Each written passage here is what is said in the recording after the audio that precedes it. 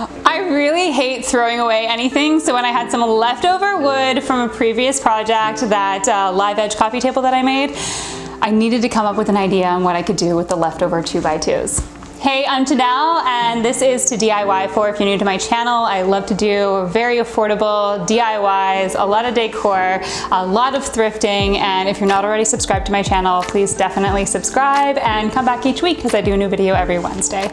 Okay, so these are just simple 2x2 cutoffs left over from a previous project. You can absolutely go out and purchase the wood to make this specifically, and I think it would look really great as like a 3-tiered system.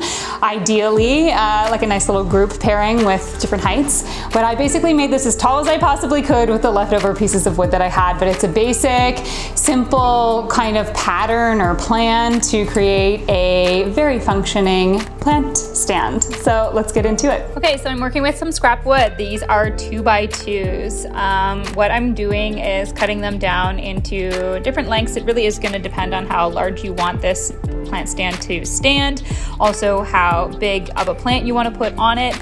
I did 4 pieces that are 10 inches tall, so that's kind of how tall my plant stand is going to be, and then the center pieces were 4 inches, and that's really just because I was trying to use up as much as wood as I possibly could and try and make the largest plant stand that I could with the scrap wood that I had left over.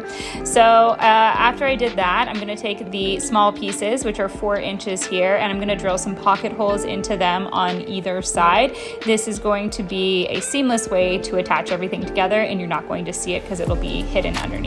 So each of those 4-inch pieces will need 2 pocket holes on each side, like so. Now I've measured them out, and I left a 2-inch box on the inside, and that actually helped me shrink this down in size so that it wasn't going to be crazy wide for a massive plant pot. I wanted it for a smaller one. So just with some wood glue and then some screws, I'm going to screw these together with the pocket holes.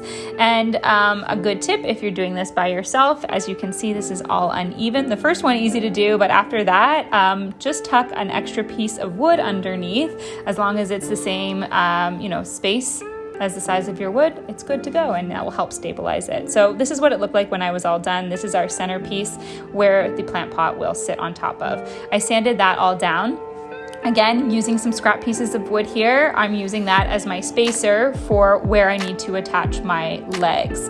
So I wanted a little bit to stick up beyond the plant pot. I just kind of like the aesthetic of that, but you don't have to do that. You could have it sit flush if you wanted to. So again, some wood glue, using that wood to prop that up to make it easier for myself to screw this into place, and just continue going around leg by leg by leg, and we have our completed plant stand.